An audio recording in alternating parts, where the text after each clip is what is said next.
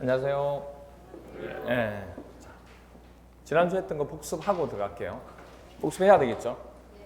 예. 안 하고 그냥 할까요? 예. 복습해야 되겠죠? 자, 복습하고. 자, 포인트 네 번째가 건축법 절차도인데 처음 이제 건축주가 계약을 하고요.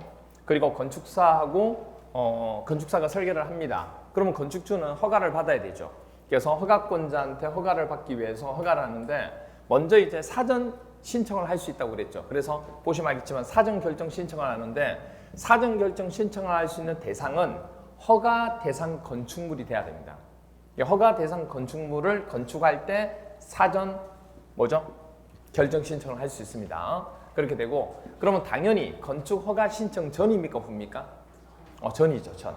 그리고 허가권자한테 사전 결정 신청을 하게 되고 사전 결정 신청 내용들은 항목은 뭐냐면 법령상 해당 대지의 건축 허용 여부, 그리고 건축 가능한 건축물의 규모, 그리고 건축 허가 시 신청자 고려해야 될 사항, 이런 것들이 신청 가능한 항목이 되고요. 동시 신청할 수 있는 게 건축위원회가 심의하는 거, 그리고 교통영향평가서의 검토를 동시에 신청할 수 있다는 거, 그리고 사전 결정 통지를 함으로 해서 나타나는 효과, 개발행위 허가를 받은 것으로 봅니다.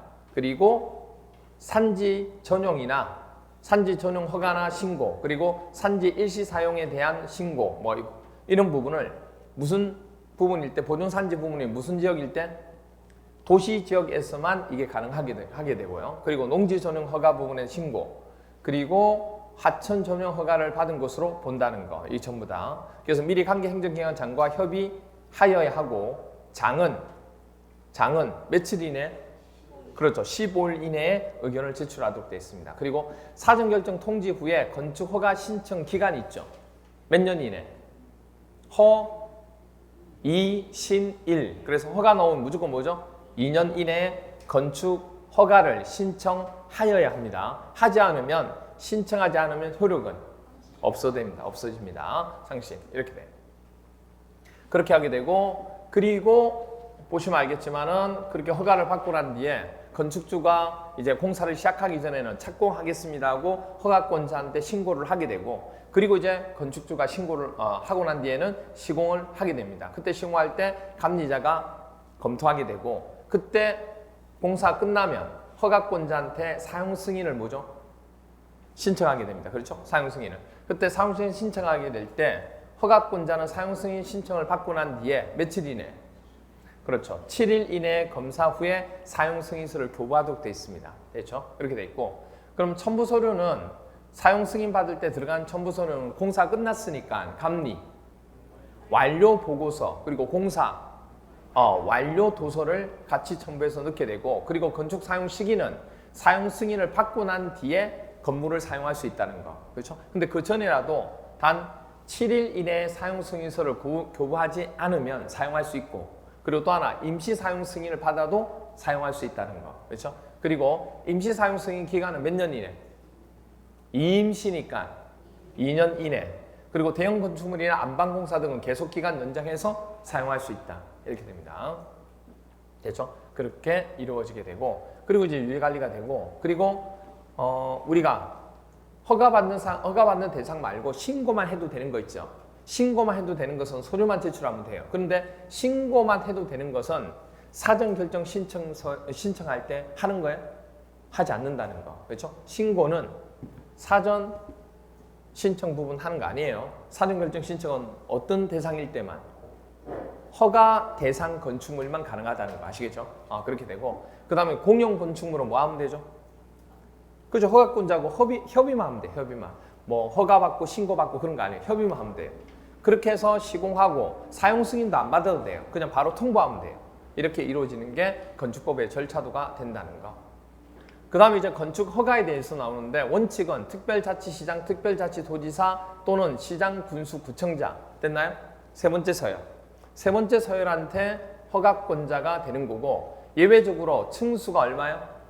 21층 이상 되는 건축물 또는 연면적 합계, 그렇죠. 10만 제곱미터 이상 되는 건축물을 짓고자 한다. 그러면 특별시나 광역시에다 그걸 짓고자 하면 누구? 특별시장과 광역시장에 대해서 허가를 받아야 돼요. 허가권자가 바뀌게 되는 거죠. 그런데 도지사는 X가 된다는 거, 허가권자가 아니라는 거 그만 기억하시고, 그 다음에 공창심의 기억나시죠? 공장이나 창고, 지방건축위원회 심의를 거친 건축물은 이 경우라 할지라도 특별시장과 광역시장한테 받지 않아도 된다는 거 아시겠죠? 그것만 조심하시면 돼요. 그러면 도지사는 사전 승인을 받는 대상, 사전 승인을 받는 거지 허가권자가 아니에요.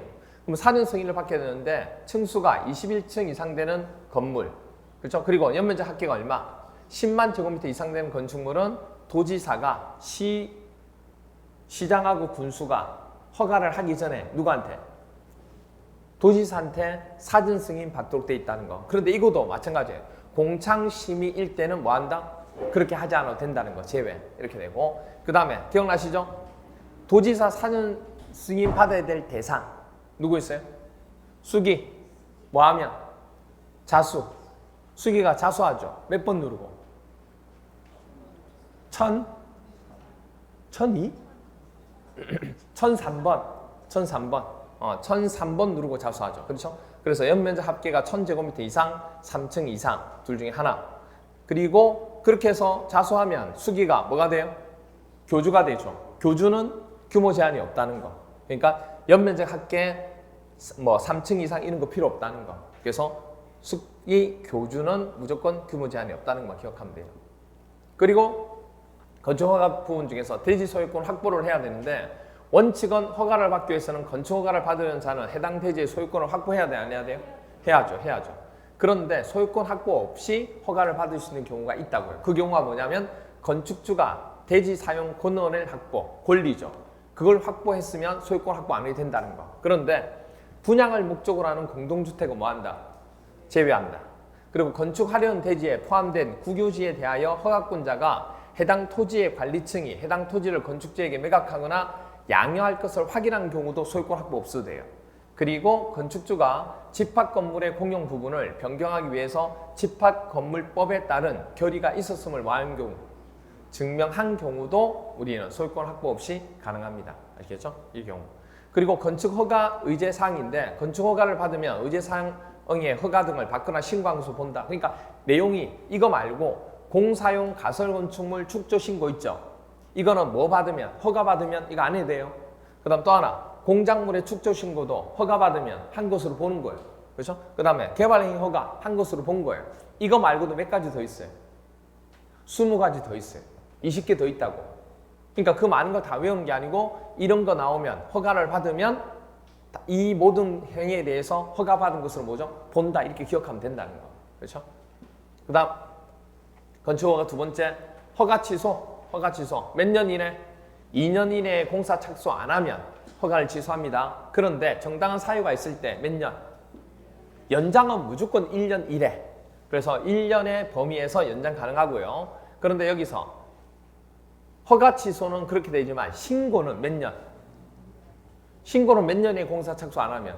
1년. 그렇죠. 1년이 착수 안 하면 신고 효력이 없어지게 됩니다. 됐죠? 이렇게 되고, 그 다음에 기간 내에 공사는 착수를 했어요. 2년 이내에 착수를 했는데 공사 완료가 봤더니 도저히 불가능하다. 그래서 불가능하다 인정되는 경우에도 허가가 뭐한다? 취소된다. 아시겠죠? 그렇게 된다. 그리고 허가 거부인데, 허가 거부는 나왔네요. 수기가 뭘 때? 교주가 되면. 수기가 교주가 되면 뭐한다? 부적당하다고 본다. 부적합하다.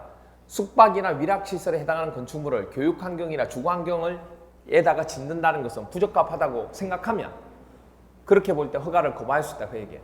또 하나, 상습적 침수나 침수 우려 있는 지역에 건축한다. 그걸 지하층 등 일부 공간을 주거용이나 거실용으로 썼을 때 부적합하다 하면 허가를 거부할 수 있다는 얘기예요. 됐나요? 그 다음, 허가 제한 또는 착공 제한을 할 수 있다. 제한권자가 있죠. 제한권자가 누구냐면 국토관리상 필요하다. 주무장관이 요청하는 경우다. 그러면 누가 제한을 내요? 국장이죠. 그렇죠? 그때 주무장관의 요청은 뭐냐면 국방이나 문화재 보존, 환경 보존, 국민 경제 이런 것들입니다. 그럼 누구를 제한하는 거예요? 허가권자를 제한하는 거예요. 됐나요? 그렇게 됩니다. 그리고 지역 계획이나 도시군 계획은 누가 제한을 할 수 있어요? 누구? 그렇죠.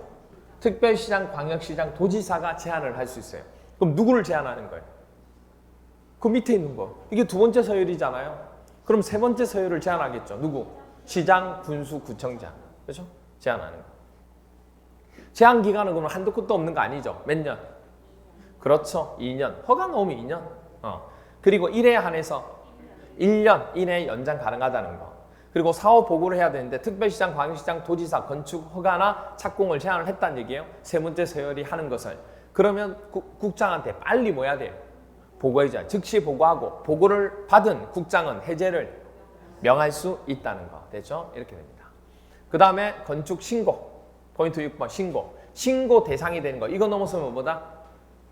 허가 대상. 이거는 신고 대상. 이걸 넘어서면 뭐다? 허가 대상. 그래서 신고를 하면 허가받은 곳으로 본다 그 얘기예요. 그러면 바닥 면적 80제곱미터 이내 증축, 개축, 재축, 신축 안 돼요. 그래서 이런 거 머리 아프니까 면적 나오면 무조건 얼마? 100 기억해라 그냥 100. 그리고 건축하는 거 주로 신축이 많이 나옵니다. 그렇게 되고 높이는요. 높3이 증축. 높3이 증축. 그렇죠? 높3이 증축. 그러니까 높이를 3m 이하 늘리는 거죠. 증축하는 얘기 나오면 신고 대상. 그 다음에 대수선은 대수선 중에 뭐 나오면 수선 나오면 면적 층수 상관없이 무조건 뭐죠? 대수선. 그렇죠? 먼저 층수 상관없이 무조건 대수선. 근데 대수선 중에 수선이 아닌 경우가 나오면 딱 이거 기억해야 돼요. 제 친구 대수선 회사 다니는 상미 얼마 벌어요? 연 200 벌어요. 연 200. 그러니까 맨날 신고한다고 그러죠. 아이고 저놈의 대수선 신고해야 돼. 이렇게. 그래서 연 200 상미. 그렇죠? 이렇게 됩니다. 그리고 층수하고 면적이 같이 나오는 경우는 무슨 산? 공지산. 그렇죠? 공지산에 뭐가 유명해요? 오이가 유명하죠. 무슨 오이? 그렇죠. 연 500이. 그렇죠? 연 500이. 그래서 뭐가 많아요? 공장이 많죠. 오이 공장. 그렇죠? 그래서 공지산에는 오이 공장이 많다는 거. 연 500이 공장. 이렇게 됩니다. 그 건축. 그 다음에 허가 신고 사항을 변경하는 겁니다. 건축주가 허가나 신고한 사항을 변경할 경우 허가권자의 허가를 받거나 신고하여야 한다. 그런데 건축주나 공사 시공자, 공사 감리자를 변경하는 거 있죠. 이거는 신고만 해도 돼요. 이건 신고만 해도 돼요. 이렇게 됩니다. 그 다음에 가설건축물, 허가 대상 가설건축물입니다. 도시군 계획시설 또는 도시군 계획시설 예정지에 몇 층이야? 3층 이하, 4층 이상 안 돼요. 가설건축물을 건축하는 자는 허가권자 허가를 받아야 되며 존치기간은요? 3년, 33이에요. 33. 33 아니고 그렇죠? 그래서 3년 이내에 존치기간 3년 이내가 돼야 되고 도시군 계획 사업이 시행될 때까지 그 기간을 뭐 할 수도 있어요. 연장할 수 있습니다. 철근 콘크리트 돼요? 안 돼요. 철골 철근 콘크리트 돼요? 안 돼요. 이렇게 됩니다. 됐죠? 그럼 철골 구조는 돼요? 철골 구조 돼요? 안 돼요? 철골 구조는 되죠. 철근 콘크리트와 철골 철근 콘크리트가 안 되는 거니까. 그렇죠? 이 두 개가 안 된다고 그랬잖아요. 철골 구조하고 철골 철근 콘크리트 구조는 달라요. 제가 한번 설명했잖아요. 철골만 있는 게 철골 구조고 H자 있잖아요. H자. 그거. 그 다음에 전기나 수도, 가스 등 새로운 간선 공급 설비에 설치를 필요로 하지 아니할 것. 공동주택 판매시설, 운수시설로서 분양을 목적으로 건축하는 건축물이 아닐 것. 그리고 가설건축물을 도시군 계획 예정도래에 건축할 수 있어요. 그때 건축할 수는 있는데 건축법 일부를 적용하지 않을 수 있다는 거. 그 다음에 신고 대상 가설건축물. 이거는 허가 대상 가설건축물, 이건 신고 대상 가설건축물. 전시를 위한 견본주택, 모델하우스. 그리고 조립식 구조로 된 경비용 가설건축물. 여기 비용 얼마 있어요?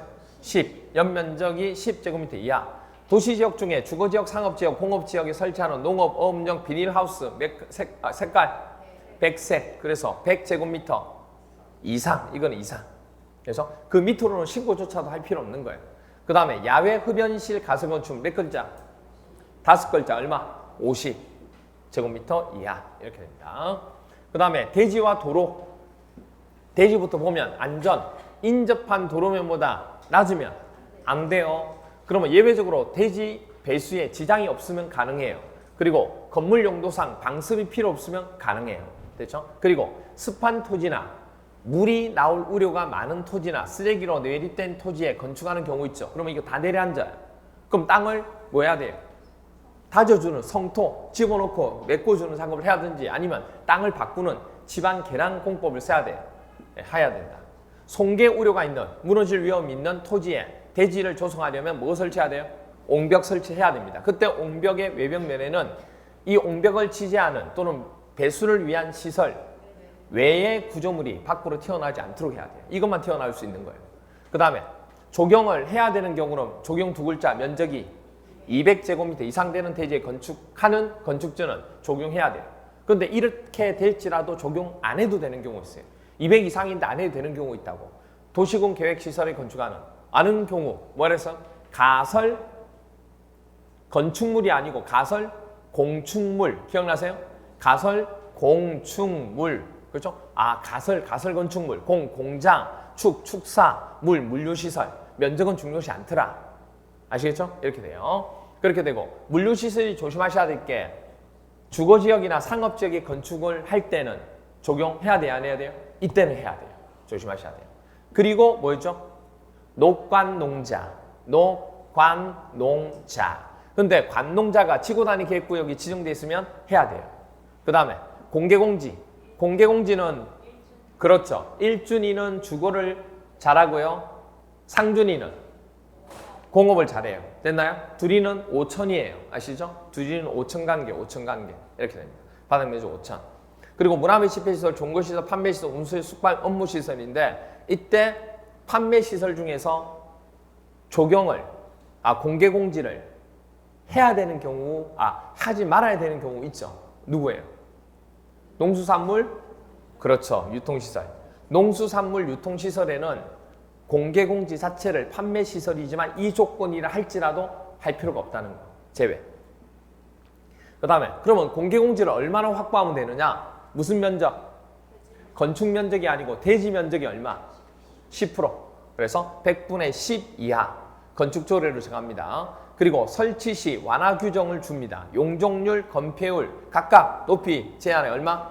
1.2배 이하로 한다는 거. 됐나요? 이렇게 주어집니다. 그 다음에 도로. 대지와의 관계. 도로와 대지와의 관계. 원칙적으로 건축물 대지는 도로, 보행과 자동차 통행이 가능한 도로에 얼마 이상 접해야 돼요? 2m 이상 접해야 됩니다. 그래야지만 건물을 지을 수 있어요. 그리고 예외적으로 건축물 주변에 공지가 있는 경우, 광장이나 공원, 유원지 있으면 이거 접하지 않아도 되고 해당 건축물의 출입에 지장이 없다고 인정되는 경우도 접하지 않아도 돼요. 됐죠? 그렇게 되고 그 다음 강화 적용. 면적이 커지게 되면 이거 접하는 부분을 조금 더 뭐죠? 길게 두겠다. 그래서 연면적 합계가 얼마일 때? 2000이죠, 2000. 2000에 육사라고 얘기했잖아요. 그래서 2000에 뭐가 유명하다고요? 육사. 그래서 연면적 합계가 2000제곱미터 이상 되는 건축물일 때 그때 대지는 너비가 6m 이상 도로에 4m 이상 접해야 돼요. 이게 원래보다 2m씩 증가하는 거예요. 그런데 공장일 때는 얼마?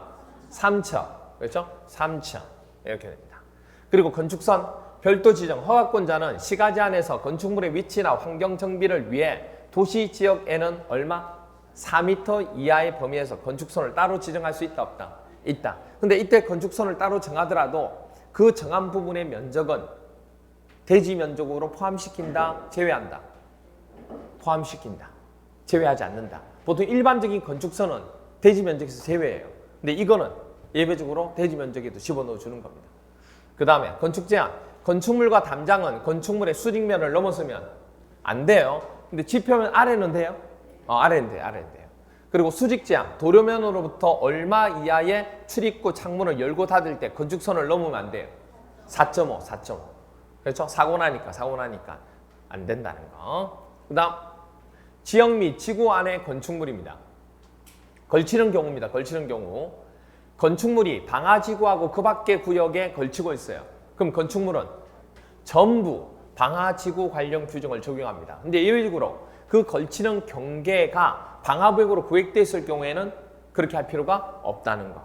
그 다음에 대지가 녹지지역과 그 밖의 지역이나 지구 구역으로 걸치고 있어요. 그럼 건축물과 대지는 각각 해당되는 곳에 규정을 적용합니다. 됐나요? 오케이. 그리고 건폐율과 용적률. 건폐율은 어떻게 구해요? 대지 면적 분해, 대한위 분해. 대지 면적분의 뭐? 오케이, 연면적. 아니에요. 대지 면적분의 건축, 여기 건자 나오잖아, 건자. 연면적은 용적률, 이응. 이게 되게 많이 헷갈려요. 시험 문제에서 여기다가 연면적 이렇게 나와요. 조심하셔야 돼요. 아니면 바닥 면적. 무슨 면적? 건축 면적. 기역, 건.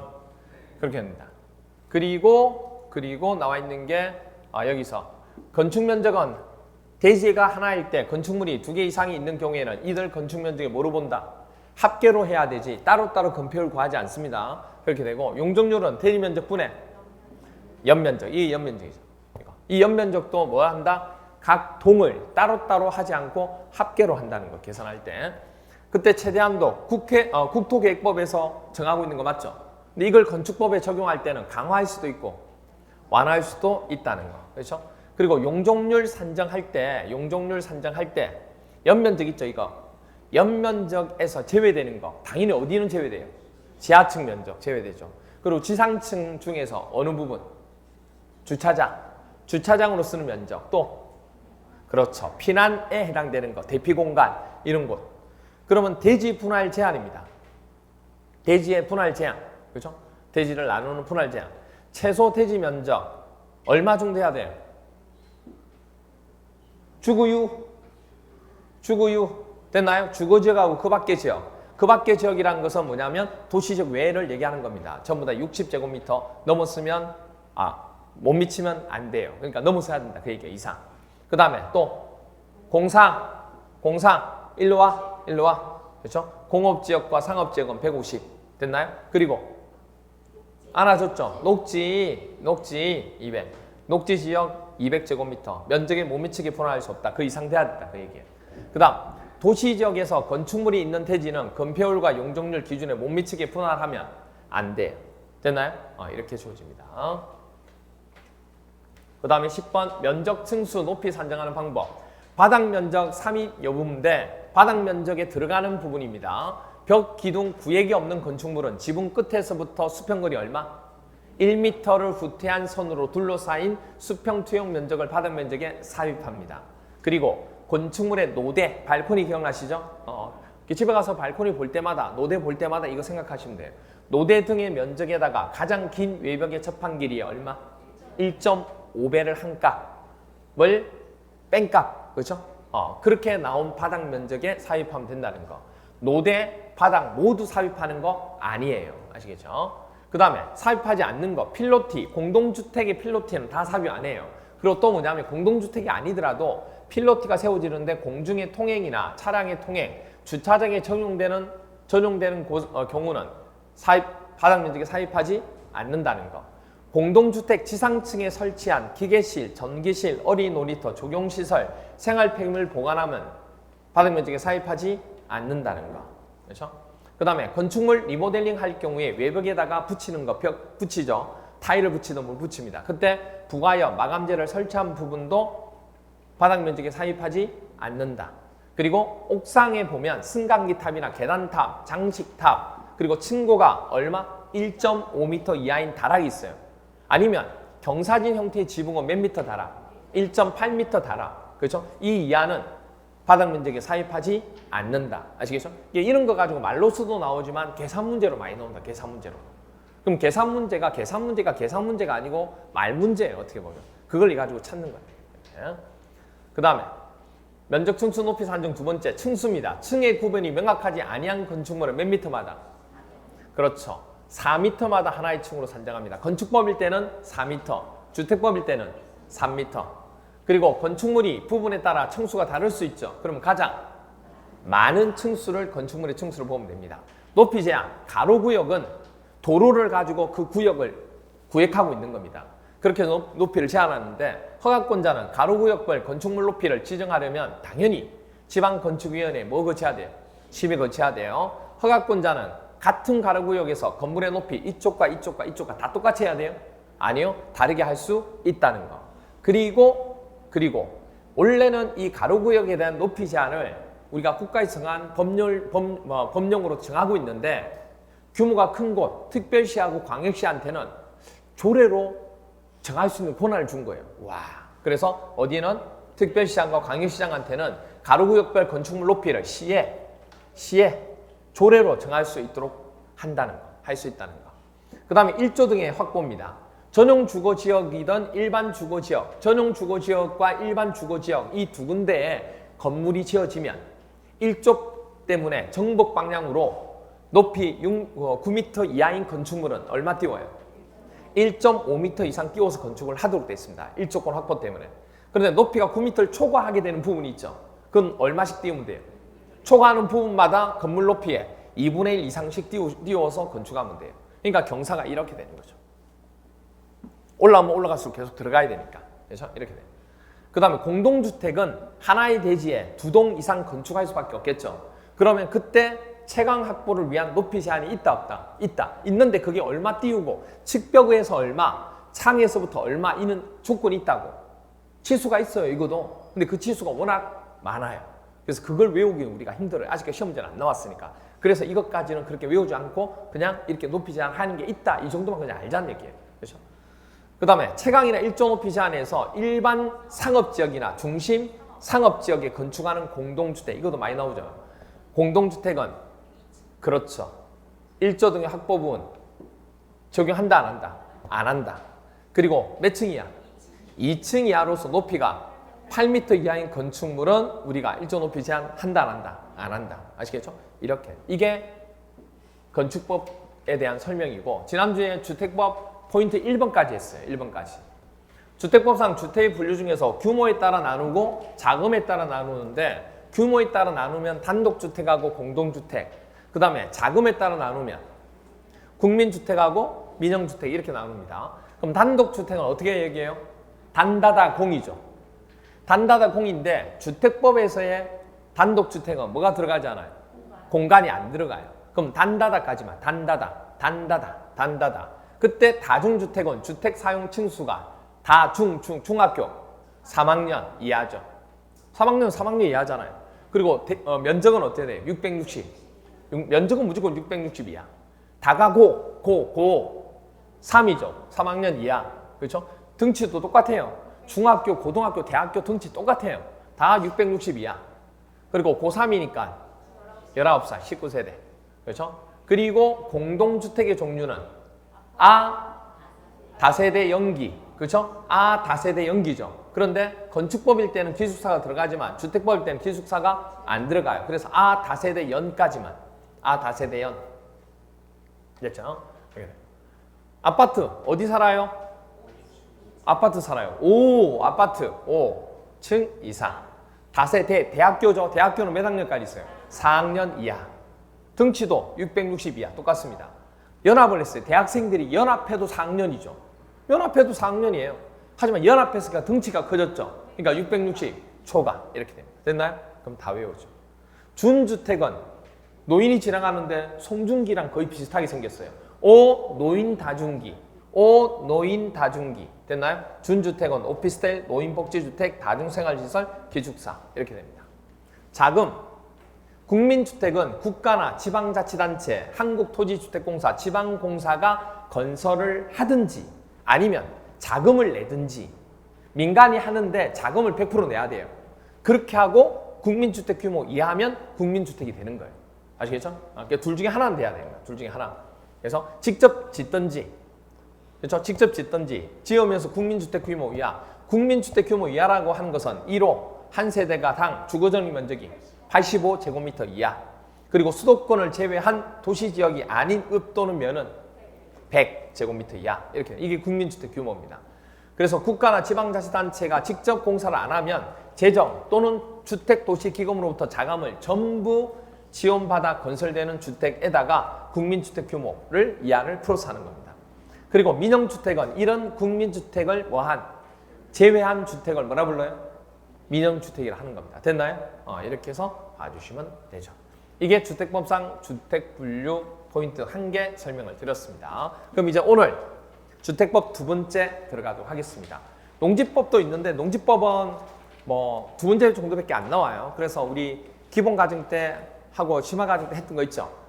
그러니까 심화과정 때 보통 했었죠. 그걸로만 정리를 조금 해주시면 됩니다. 농지법은 따로 뭐 암기장만 보시면 돼요. 솔직히 농지법은 다른 거 볼 필요 없어요. 암기장 보시고 그리고 7, 8월 달에 문제 할 테니까 그 문제 할 때 몇 개 체크하는 것들만 조금 보시면 돼요.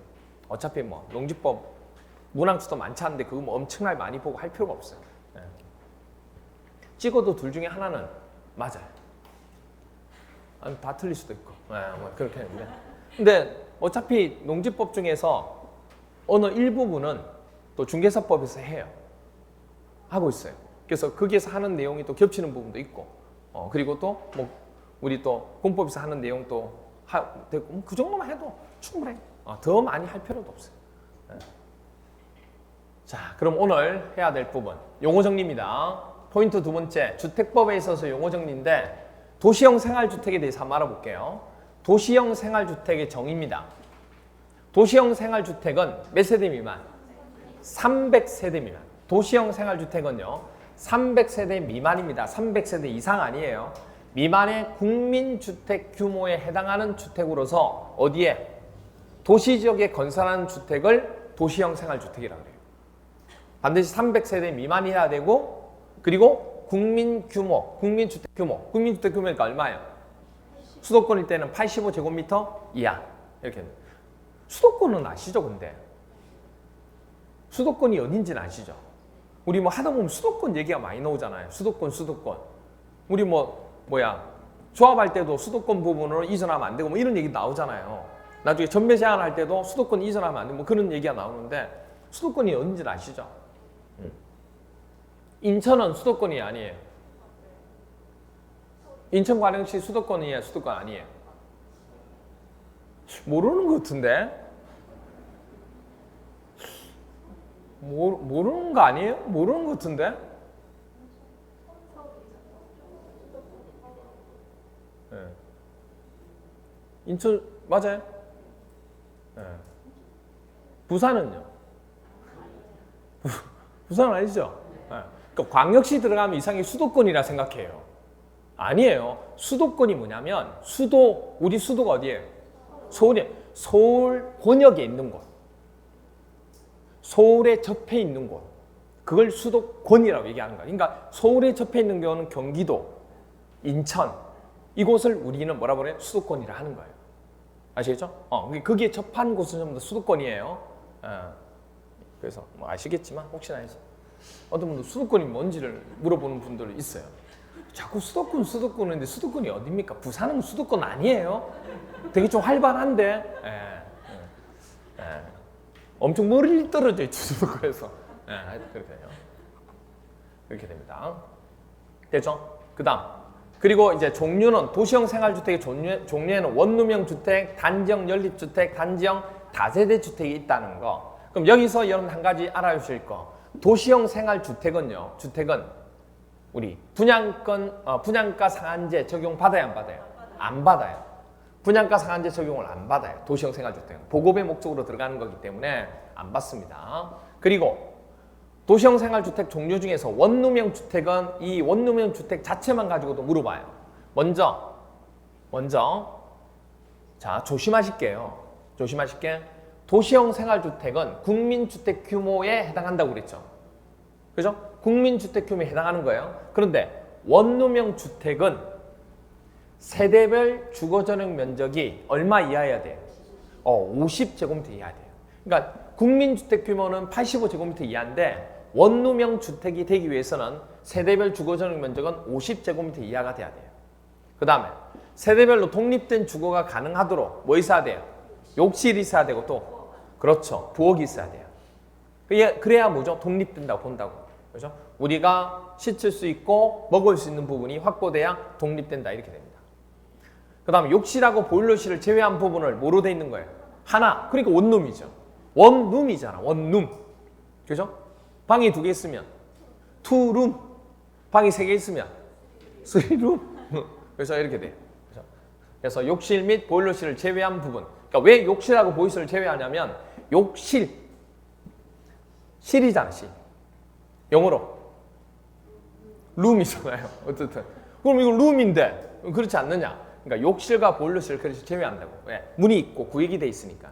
그렇죠? 그래서 그걸 제외한 하나의 공간 구성. 그런데 주거저녁 면적이 얼마 이상부터는 30제곱미터 이상인 경우에는 두 개의 공간으로 구성할 수 있어요. 그래서 복층도 되고 막 이렇게 공간이 구성되는 거예요, 우리가. 그다음 지하층에는 원룸형 주택 둬야 안 돼요? 세대를 설치하지 않습니다. 이런 조건을 모두 갖춘 공동주택. 그러니까 이게 이런 얘기가 나와요. 아파트 얘기가 나와요. 아파트는 도시형 생활주택으로 볼 수 있느냐 이렇게 했을 때 아파트는 조건이 있겠죠. 그 아파트라 할지라도 이 조건을 원룸형인 주택이 가지는 조건을 가져야지만 뭐라 불러요? 그렇죠. 도시형 생활주택. 그러니까 그거는 뭐냐면 아파트형 원룸형 아파트 형태로 되어 있는 거 있죠. 그거 얘기하는 거거든요. 그런 종류가 될 수 있다는 얘기예요. 그런데 여기 있는 부분은 이제 조건이 50제곱미터 이하가 돼야 된다는 거. 그 다음에 함께 건축할 수 있는 여부. 하나의 건축물에는 도시형 생활주택과 그 밖의 주택을 함께 건축할 수 있다 없다? 없습니다. 이게 원칙이에요. 단지형 연립주택이나 단지형 연립주택이나 단지형 다세대주택 있죠. 이 둘 중에 하나하고 원룸형 주택하고 함께 할 수 있어요? 이것도 안 돼요. 그런데 원룸형 주택이 한 세대만 주거전용 면적 얼마? 85제곱미터를 초과하는 주택 한 세대는 같이 할 수 있어요? 주인적으로 보는 거예요. 가능하다니. 됐나요? 그런데 이런 경우가 있어요. 원룸형 주택인데 도시형 생활주택 외의 주택을 함께 건축할 수 있는 경우가 있어요. 어느 경우냐? 이 지역일 때만. 무슨 지역? 준주거지역하고 뭐죠? 상업지역일 때만.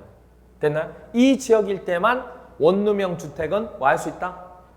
함께 할 수 있다. 다른가? 되죠? 누구일 때만? 준상이만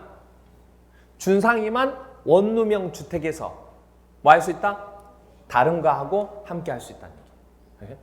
준상이만. 다른 사람 안 돼요. 우리 준상이만.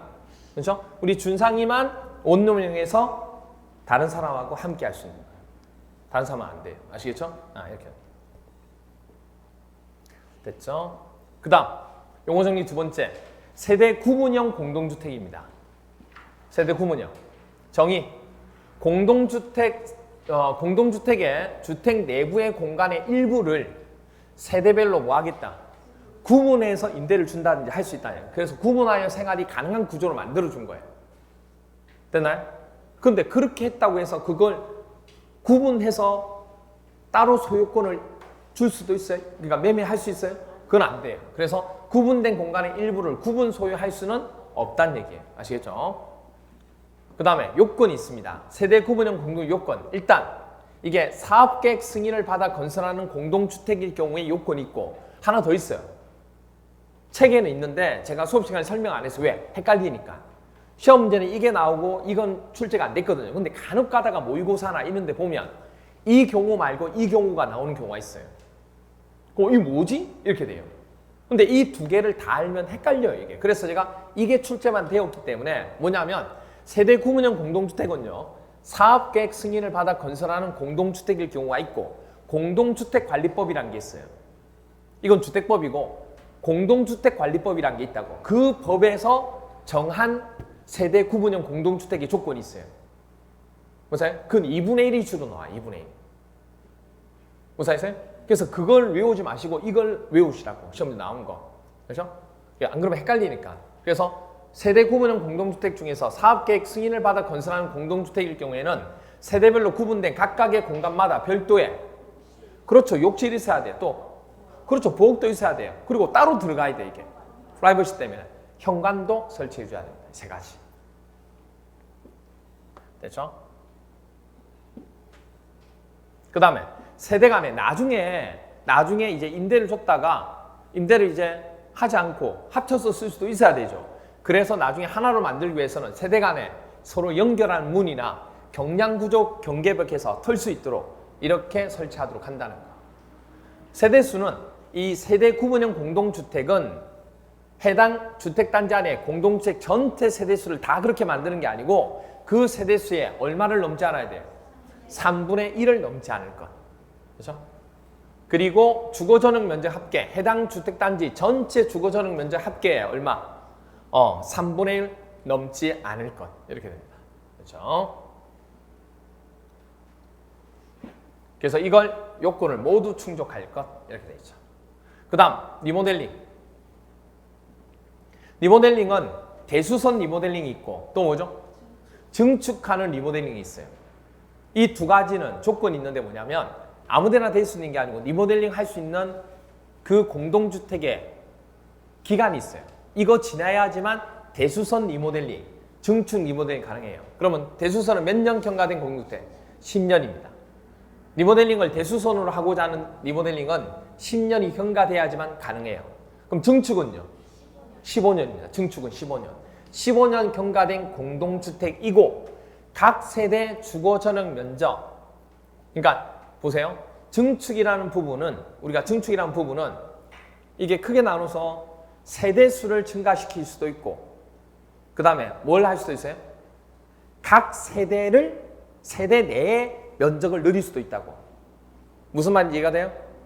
아파트가 있으면 한 동에 세대수를 늘리는 방법도 있고 아니면 그 한 세대의 주거 면적을 늘리는 방법도 있다고. 중축이니까 이렇게 늘리든 저렇게 늘리든 늘리는 방법이 두 가지가 있다고. 무슨 말인지 이해가 돼? 그럼 이 얘기는 무슨 얘기냐면 첫 번째 얘기는 각 세대, 우리 집, 다른 집 뭐 상관없고 우리 집 주거전용 면적을 얼마? 30% 이내에서 증축할 수 있다는 얘기예요. 됐나요? 우리 집. 그러니까 여기서 주거전용 면적은 무슨 주거전용이에요? 각 세대라는 거 체크해 놓으셔야 돼요. 아시겠어요? 각 세대. 그냥 주거전용이랑 면적이랑 헷갈리니까 여기다 각 세대라고 하나 체크해 놓으셔야 된다. 아시겠죠? 그래서 각 세대의 주거전용 면적 얼마? 30% 이내 증축한 행위. 그런데 여기서 주거전용 면적이 85제곱미터 뭐 할 때? 미만일 때. 그러니까 85제곱미터 미만인 경우는 평수가 작잖아요. 그러니까 뭐 해봤자? 증축해봤자 이것의 30%에 해당되는 거니까 얼마 비율이 안 된다는 얘기예요. 그러니까 면적이 적은 세대에는 난 리모델링 안 할래. 해봤자 뭐 얼마 늘어난다고. 안 할래. 그러니까 뭐를 안 해요? 동의를 안 해요. 그렇죠? 그래서 안 되겠다. 얘네들 꼬셔야 되잖아요.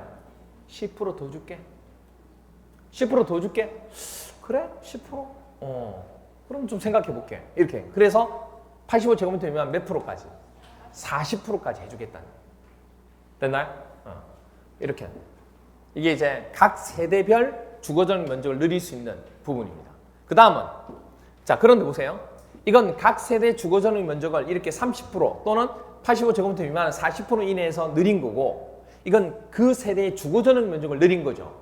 근데 이렇게 늘리면서 별도로 뭐도 가능하냐면 여러분 보셨는지 모르겠지만 공동주택 할 때 보통 제일 많이 하는 것 중에 하나가 공용 부분에서 뭘 빼내요? 엘리베이터를 밖으로 빼낸다고요. 그럼 엘리베이터의 공간만큼 다른 걸 공용으로 쓸 수가 있잖아요. 무사해서 그걸 제일 많이 해요. 그럼 엘리베이터가 설치 안 된 것은 반대쪽에 엘리베이터를 하나 설치한다든지 이런 식으로 해서 리모델링 할 때 제일 많이 이 얘기예요. 주거 전용 면적 하는 동시에 공동주택 기능 향상 등을 위해서 공용 부분에 대하여 별도로 뭐 한다고요? 증축할 수 있다. 이게 바로 엘리베이터를 따로 뽑아낼 수 있는 거예요. 이 얘기를 하는 거예요. 그러니까 이거 하면 이거 안 된다가 아니고 이건 별도로 이거 공용도 할 수 있다고. 그래서 증축할 수 있다. 이건 되는데 이거 했으면 이건 안 된다. 그럼 틀린 거라고. 아시겠죠? 그 얘기를 하는 거예요. 그 다음 기존 세대수의 몇 프로 인해서 이거는 주거전용 면적을 늘리는 거고 이거는 세대수를 증가하는 거예요. 세대수는 몇 프로?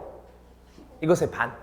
세대수니까 너무 많이 못하잖아요. 반. 그래서 얼마? 15% 이내에서 세대수를 증가하는 증축. 주로 수직 증축을 많이 해요. 수직 증축. 위로. 수직 증축. 그럼 수직 증축을 보면 기존 층수가 14층 이하인 건축물은 몇 개 층까지만 가능해요? 2개 층 이하까지만, 최대 2개 층까지만 증축이 가능해요. 그 다음에 15층 이상인 건축물은 몇 개 층까지 가능해요? 3개 층까지 가능해요. 이렇게 리모델링은 된다는 거 봐주시면 되죠. 그래서 암기장 15번에 보시면 리모델링이나 사용 검사일로부터 대수선은 몇 년? 10년이 경과된 공동주택. 그리고 사용 검사부터 증축은 사용 승인일로부터 15년이 경과된 공동주택을 증축하는 행위를 말하고, 수직으로 증축하는 행위, 수직 증축형 리모델링은 수직 증축형 리모델링 대상이 되는 기존 건축물 층수가 15층 이상인 경우에는 3개층, 수직 증축형 리모델링 대상이 되는 기존 건축물 층수가 14층 이하일 때는 2개층, 수직 증축형 리모델링의 대상이 되는 기존 건축물의 신축 당시 구조도를 보유하고 있을 것, 이 요건을 모두 충족하는 경우로 뭐한다? 한정한다는 거. 됐나요? 이렇게 됩니다. 그래서 용어 정리 2번째까지 설명을 드렸습니다. 그 다음에 용어 정리 3번째 하고 좀 쉬도록 할게요. 자, 용어 정리 보시면 공구 나왔습니다. 공구. 공구는 뭐의 줄임말이에요? 공동구매. 공동구매. 아니에요. 적지 마세요. 공동구매. 공사에 뭘 얘기하는 거? 구간. 공사 구간. 구역을 얘기하는 겁니다. 그걸 뭐 하겠다는 얘기예요? 하나의 주택단지가 너무 클 때 나누겠다는 얘기예요.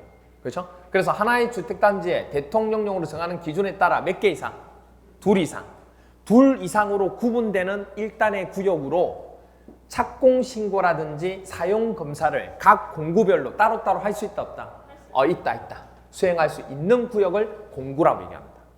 아시겠죠? 이걸 공구라고 얘기해요. 그렇죠? 그래서 대통령을 정하는 기준이 그럼 어떻게 되느냐? 이렇게 되죠. 공구별 그러면 2 이상이니까 2개를 나눴을 때 하나가 세대수가 얼마 이상은 돼야 된다. 최소 300세대 이상 돼야 돼요. 그러면 하나가 300세대 이상 되면 전체 세대수는 얼마 이상 돼야 공구가 되는 거예요? 2 이상이니까 2개를 쪼갰을 때 300은 돼야죠. 그래서 얼마? 600세대 이상 돼요. 전체 세대수는. 그리고 공구하고 공구 사이에 경계면 있죠. 그 경계면에다가 뭐 도로를 깔든 아니면 뭘 하든 조경을 하든 뭘 한다고요. 그때 너비가 6m 이상 설정을 할 것. 이건 책에서 설명 안 드렸는데 참고적으로 조금 봐주시기 바랍니다. 이렇게 돼요. 그 다음에 공공택지라는 게 나옵니다. 공공택지. 공공이 사용하는 거고, 그리고 또 하나 뭐냐면 산업단지 개발사업이나 조성, 지구 조성사업, 그리고 개발사업인 공공사업에 해당돼야 돼. 공공사업. 그러니까 공공사업이니까 공적인 부분에 대한 형태가 들어가야 되지 사적인 주체가 되면 안 돼요. 사적인 주체가 되면 안 된다는 얘기는 뭐냐면 뭐가 들어가면 안 돼요? 조합이 하는 개발사업 하면 안 돼요. 조합은 사적인 거니까. 그러니까 반드시 공공이 돼야 돼. 공공이. 그렇죠? 그리고 또 하나가 뭐냐면 또 하나가 그렇게 해서 개발 조성되는 무슨 주택이 건설하는 거예요? 공동주택이 건설되는 용지. 그래서 공공택지의 포인트는 공공주체가 돼야 되고 공동주택이 돼야 돼요. 그게 포인트예요. 그럼 공동주택을 건설하는 용지를 공공택지라고 하는 거니까 단독주택이 들어간다 그러면 맞아요, 틀려요? 틀린 거죠. 그래서 보시면 무슨 방식? 개발 사업을 할 때 우리가 수용 방식 있죠. 근데 수용 방식도 있지만 무슨 방식도 있어요? 환지 방식도 있죠. 환지 방식은 뭐냐면 땅을 조성해서 토지 소유자한테 다시금 뭐죠? 환지해 주는 거죠. 그럼 구획이 다 돼 있잖아요. 그럼 어차피 그 땅의 소유자가 자기가 건물을 짓는 거니까 규모가 작으니까 단독주택 개념밖에 안 돼요. 그럼 뭐 수용 방식은 땅을 다 사가지고 내가 전체를 개발하는 거니까 공동으로 할 수 있는 거죠. 그래서 만약에 환지 방식으로 한다 그러면 단독주택밖에 안 되기 때문에 환지 방식으로 하는 것은 공공택지에다고 얘기할 수가 없다고. 됐나요? 그것만 조심하시면 돼요. 이 부분 정리할 때는. 그 얘기.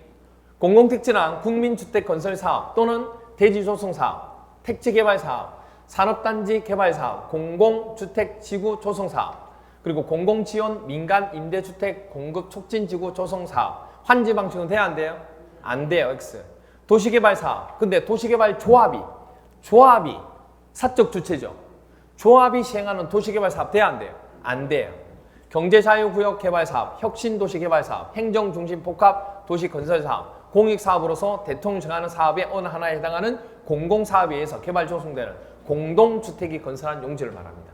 그렇죠? 자, 그러면 여기서 각각 별개의 주택단지입니다. 각각 별개의 주택단지. 그러니까 하나의 일단의 주택단지인데 이게 들어감으로 해서 구획함으로 해서 이걸 통해서 가로지름에서 각각 별개의 단지로 본다는 얘기예요.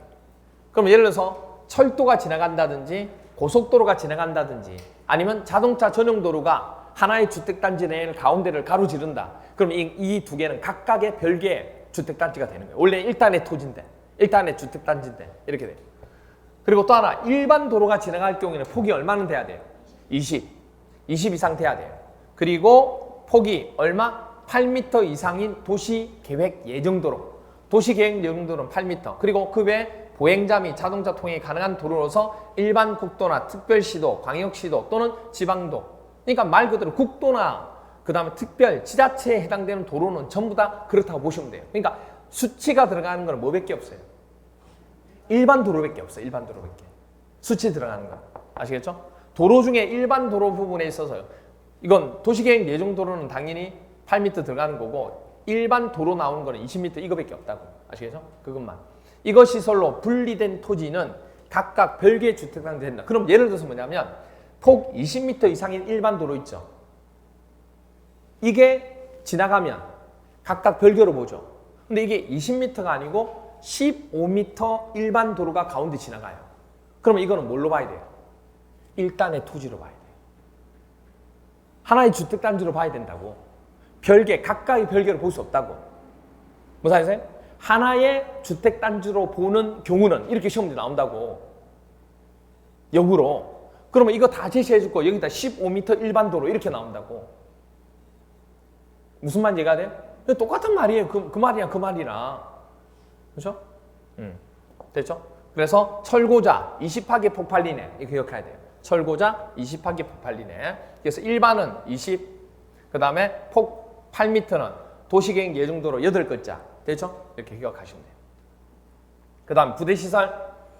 주택단지 안에 도로, 담장, 주차장, 관리사무소, 그리고 이거 설비, 건축 설비, 그리고 뭐죠? 방범 설비. 이거 추가적으로 보시면 되죠. 그렇죠? 그래서 도로, 담장, 주차장, 관리사무소, 건축 설비, 방범 설비의 시설 또는 설비. 그러니까 뭐냐면 사람이 주가 아니고 건물에 부과되는 것들, 건축물을 만드는 데 있어서 부과되는 것들이 들어간다고 보시면 돼요. 아시겠죠? 이거는. 주로 외울 때는 시험제는 부대시설이냐 복리시설이냐 이 두 가지 가지고 헷갈리게 물어보는데 우리는 복리시설을 머릿속에 넣고 계시면 돼요. 복리시설은 사람이 중심이 되는 거. 어린이, 사람이잖아. 놀이터. 근린, 우리가 생활하는데 가까운 곳이잖아요. 사람이 생활하는데. 그리고 유치원, 사람이죠. 그리고 주민, 사람이잖아요. 경로당, 사람이죠. 이것 등의 공동시설을 복리시설이라고 합니다. 됐나요? 네. 이거하고 뭐하고 헷갈리면 안 돼요? 이거하고 뭐하고 헷갈리면 안 돼요?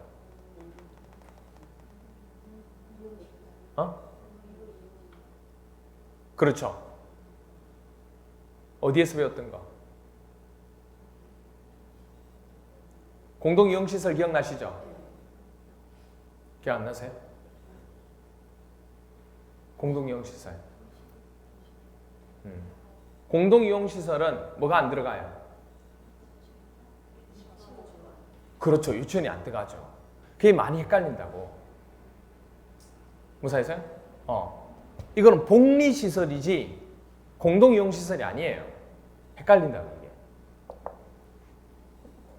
그 다음에 간선시설, 도로, 상하수도, 전기시설, 가스시설, 통신시설, 지역난방시설 등 이건 주택단지 안에 뭐가 되는 거예요? 이것들은 전부 다. 그렇죠. 기본이 되는 줄기예요. 줄기. 그 건물의 기본이 되는 줄기라고. 줄기. 연결시켜주는. 말 그대로 뭐죠? 공급해주는. 이게 있으니까 그 건축물이 뭐죠? 살아서 움직일 수 있는 거예요. 그러니까 기본이 되는 뭐다? 줄기다. 그래서 기본이 되는 거니까 기자. 줄기니까 줄기. 간자. 그래서 뭐라 불러요? 기간. 이거를 기간시설이라고 하는 거니까. 그러면 우리 집에, 우리 주택단지에 기간시설도 있고 옆 단지에 기간시설 있어 없어요? 그 같은 것끼리 주택단지 밖에 있는 같은 종류의 기간시설끼리 연결시켜주니까 뭐죠?